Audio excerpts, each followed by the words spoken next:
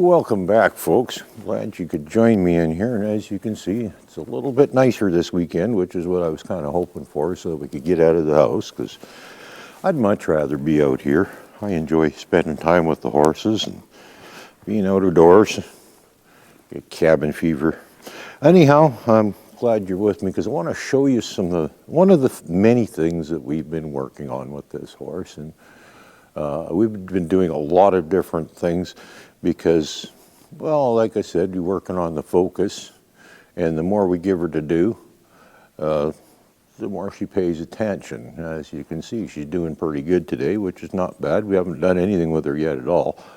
And one of the other things that we like to do is, and it's kind of a common thing that a lot of people like to do, is they like to get the horse thinking instead of reacting, because I've said this before in videos, is horses operate in one of two modes. They're either thinking or they're reacting. And by giving her lots of life experiences to draw from, she does a lot more thinking and is far less inclined to panic, and she'll stop and think her way through a problem instead of just reacting and having a fit and blowing up and melting down and all that good stuff, which we don't want her to do because it's dangerous. And I'm big on safety. We want a nice mellow horse, nice safe horse. So that's what we're working on. And she's coming along. You know, like I said before, she's still got a long ways to go, but boy, has she ever come a long way. I'm really impressed. Considering her age, she's turned around really good, coming along real good.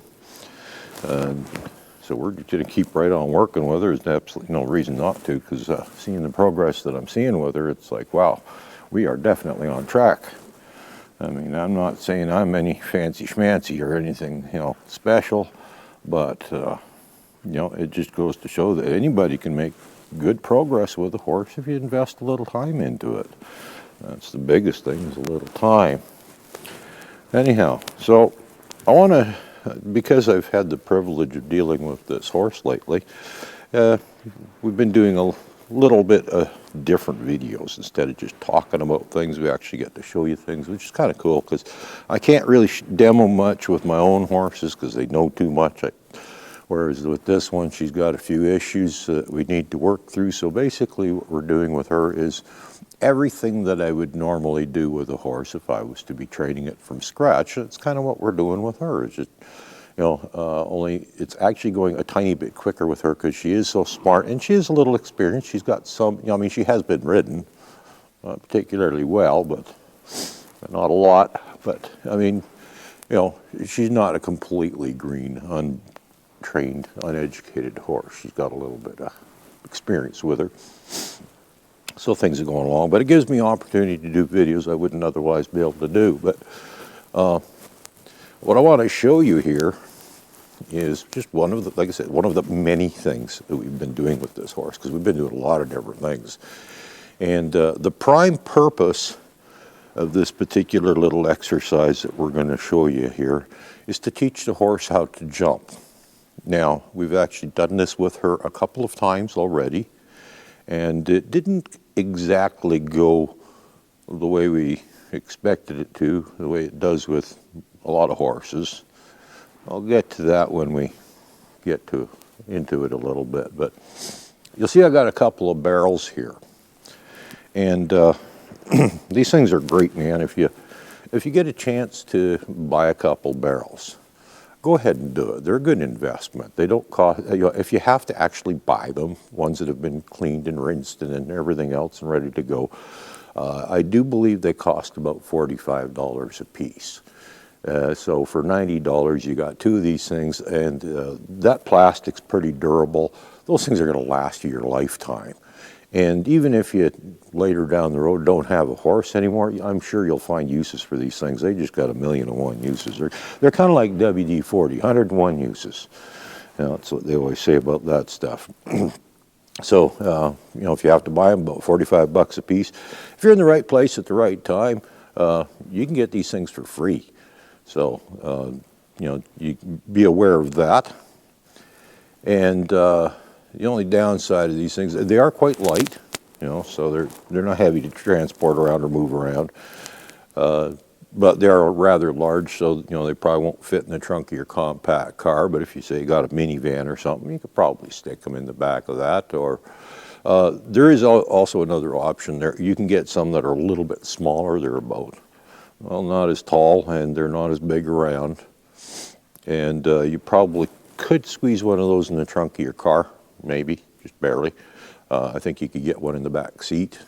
I think they're about 2/3 the capacity of one of these, something like that. I don't know what they charge for those ones. I've actually never seen those ones for sale. I have seen them around. I know they exist, but they're about 2/3 the size. And if you happen to have a smaller horse, like a pony or something, and you want something a little bit smaller, that might be the ticket.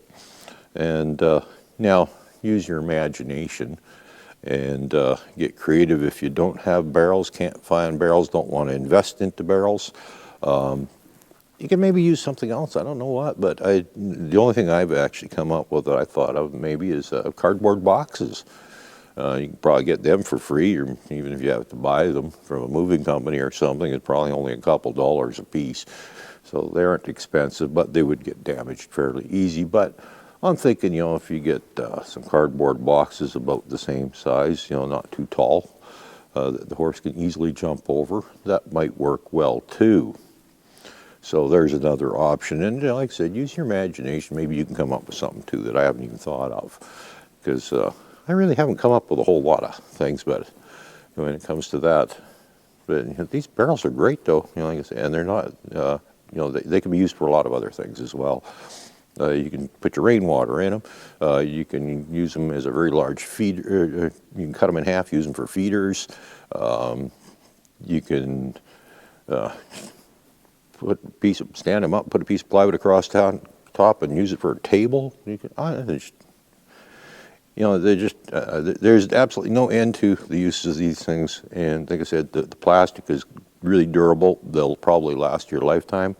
Another nice thing about the plastic and the fact that they're fairly light is you're not going to hurt your horse with them. They're very safe for the horse to use, and you'll bump into and that sort of thing. We actually have a couple more of these around here, and one of the uses for them is the barrel racers use them to practice their barrel pattern as well. I don't, but I use these things for a number of different things. But we're going to show you what we're doing, and what we do is, we're just going to get this thing untangled and everything else, and there we go, dear. Come on. There we go, good girl. Keep going.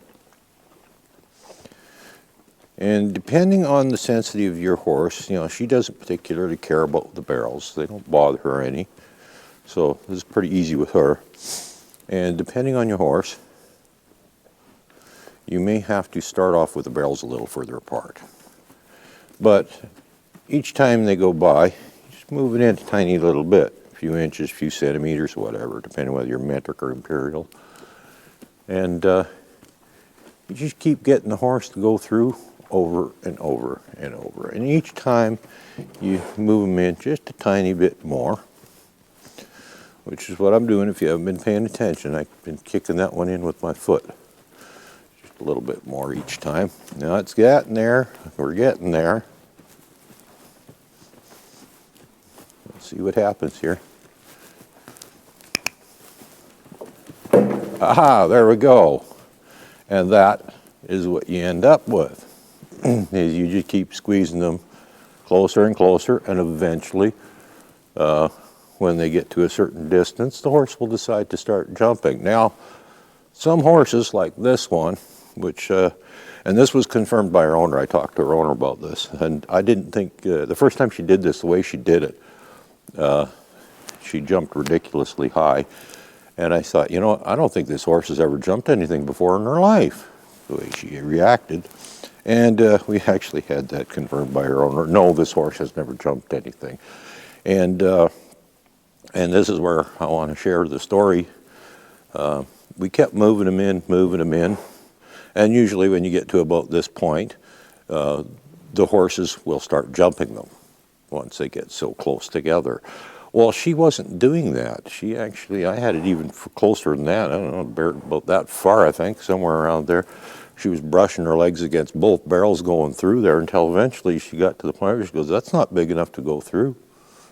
And she stopped and wouldn't proceed, wouldn't jump, but this was priceless too. This was great because go back to the beginning. Remember I said that horses operate in one of two modes. They're either thinking or reacting, and you want a thinking horse.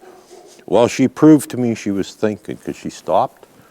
She looked at the barrels, said, that's not acceptable. We can't go through that little bitty opening. So she took her nose and she flinged one of the barrels and sent it flying, made a nice big gap, and then walked through. So she used her head and used her thought process, identified a problem, came up with a solution, and there you go. Got a thinking horse now. That's what we want. So anyhow, I just wanted to share that with you so that, I've done similar things in the past when it comes to teaching horses to jump or obstacles, that sort of thing. But I watched somebody else do this and it was just it worked so well. I thought I'd give it a try, so I did. And I discovered, yes, it does in fact work that well. And so I thought I'd share it with you.